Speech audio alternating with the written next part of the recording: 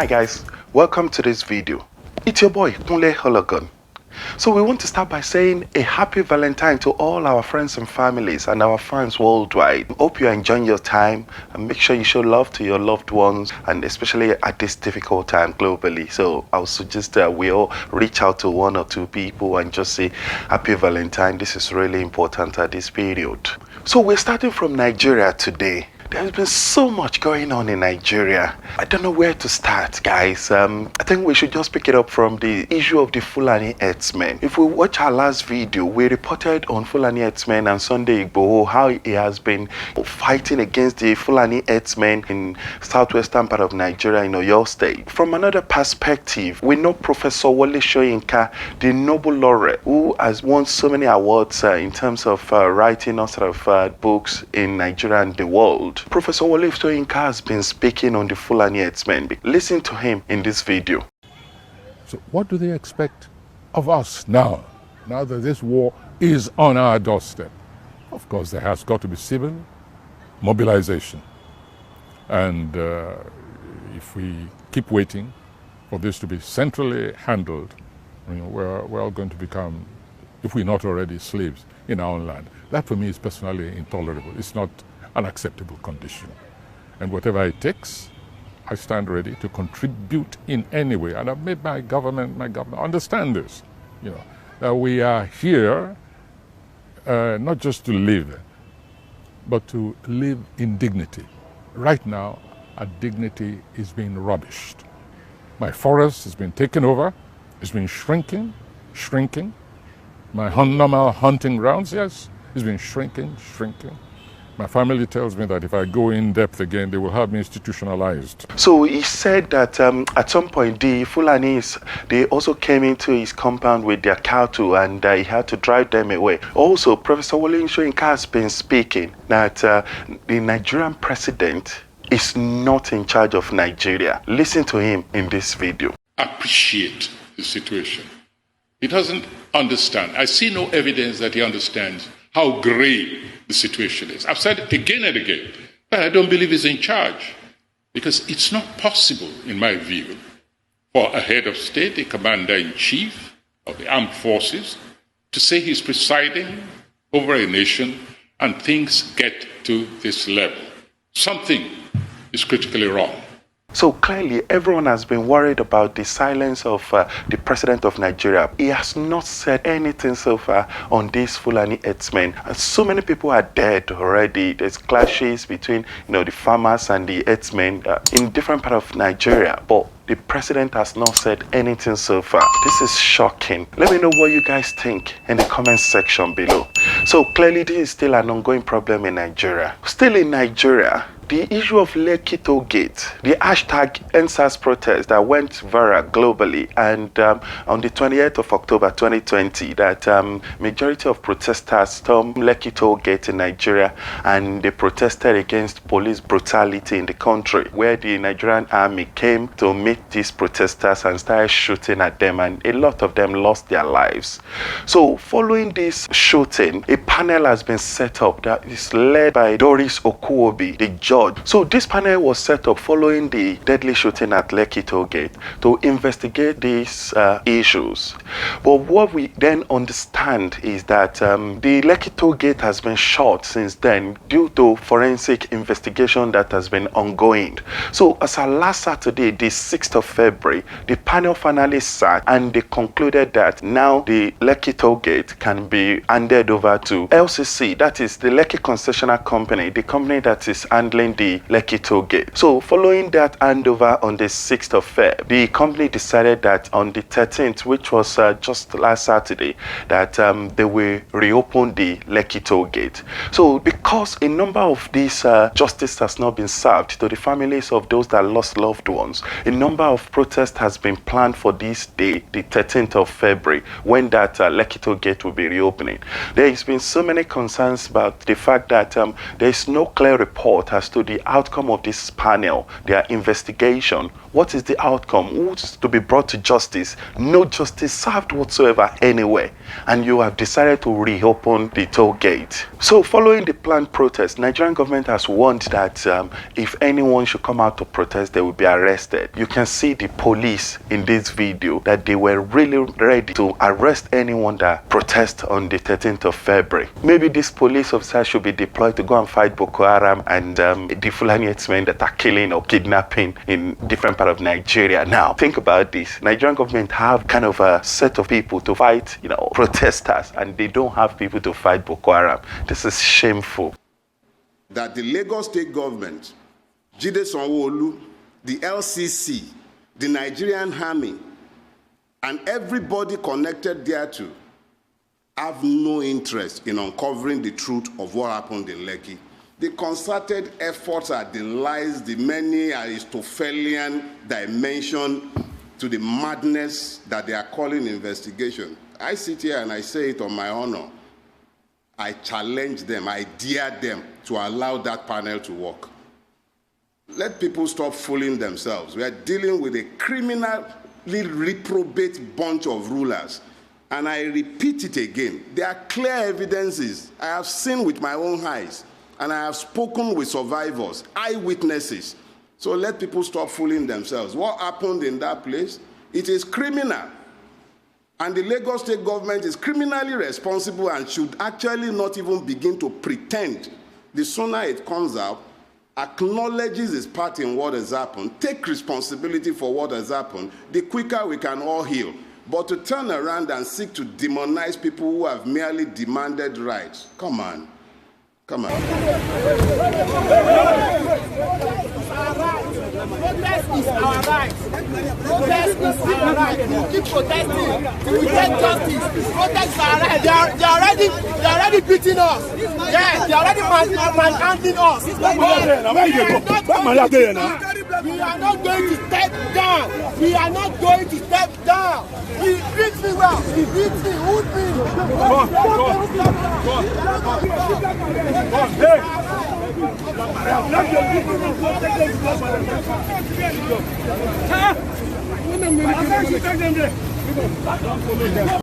Yeah, I'm being arrested. I'm being arrested, though. Nigerians, you can see. I'm inside. So that's really sad. That's Mr. Macaroni, one of the popular comedians in Nigeria. He was also arrested as well. Another drama that unfolded on that Saturday was that all the protesters that were arrested, when they were to be driven away in the police van, the van was not working. Watch the clip in this video.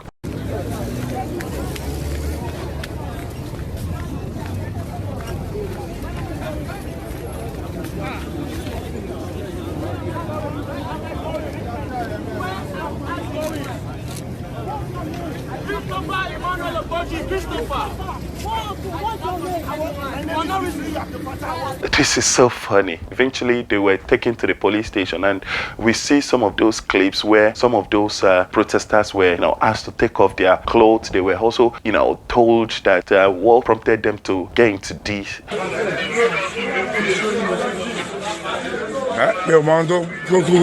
And you in person. Put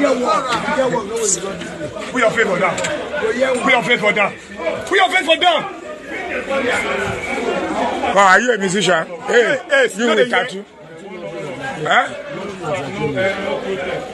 This man, go join that one for Mr. Macaroni. Go join them there. What put you into this mess now? Which mess? They know what they are doing now. Go on, Joko by. Go on, Joko by. Go on, why Joko by? Why Joko by? Come and sit down here. Sit down here.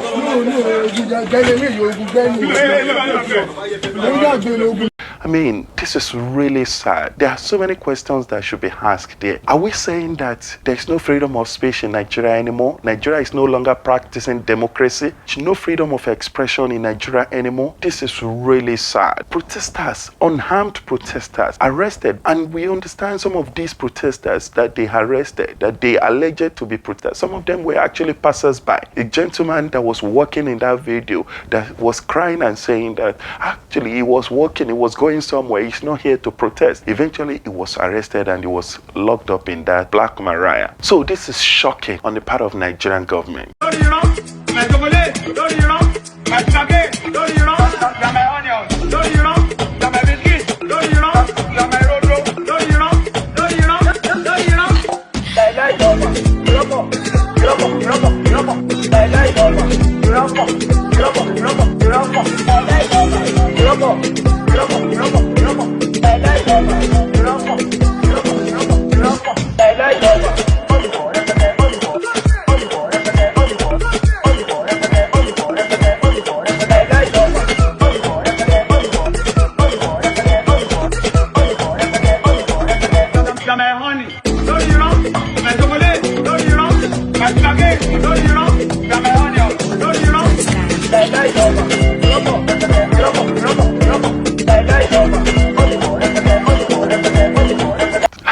Oh my God, Lori. So what series is simply saying is that there's been so many lies that Nigerian government people, they lie to each other. The government has been lying to the people. A lot of things are not right in the country, and these kids, they compose these songs, and they start saying, on this is a lie, on this is a lie. So that's what that song is simply saying. But I mean, it's just fun. I like the sound of the music or the beat in the background anyway. So hopefully Nigerian government will be able to resolve these. We wish Nigeria the very best at this period of time.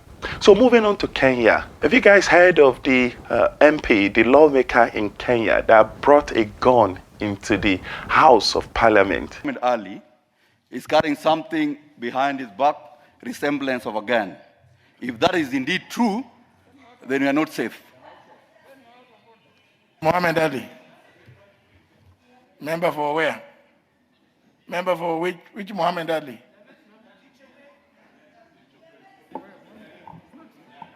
Oh, member for Nyali. Thank you, Mr. Speaker. Yes. My apologies. I forgot to leave my things outside. My apologies. I'm a human being. Is it a gun? A gun? Mr. Speaker, allow me to surrender. No. Don't personalize it. Honorable Ali, please, can you go out and... Thank you, Mr. Speaker. Yes. This is strange. So lawmakers now coming into the meeting with guns. Who do you want to kill? Who do you want to shoot? Clearly, that house is not safe, as that gentleman has said. Hopefully, the government of Kenya will look into this, and this kind of thing should never be tolerated and should not be allowed. There could be kind of argument in that section. There could be row. There could be anything. If anyone is upset or angry, and if you are equipped with a weapon, then you might be forced to use it at that moment. So this kind of weapon should never be allowed. So hopefully the Kenyan government will look into this and this will be resolved.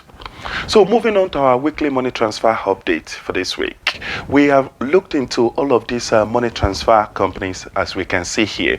We still realize that majority of them are still transacting in dollars. All of these money transfer companies that you can see, we highlight in yellow, they've now reverted to transacting in naira. So for those top two that you can see, transfer, as we know, they are not currently transacting in dollar and in euro from any part of the world, but they only send in pounds to Nigeria.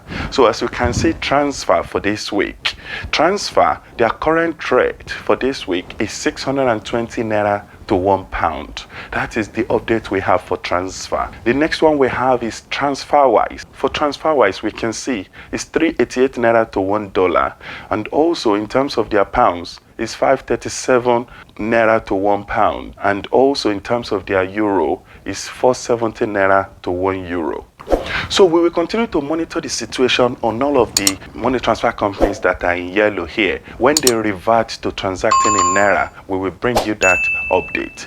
Feel free to share this video with your loved ones. Hopefully it has helped someone for this week. Moving on to our inspirational quote for this week.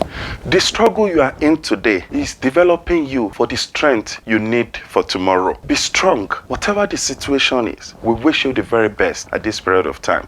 If you are yet to subscribe to K90 channel on YouTube, please kindly do so. Also, please don't forget to follow me on Facebook, Twitter, and Instagram. Thank you so much for watching this episode, and bye for now.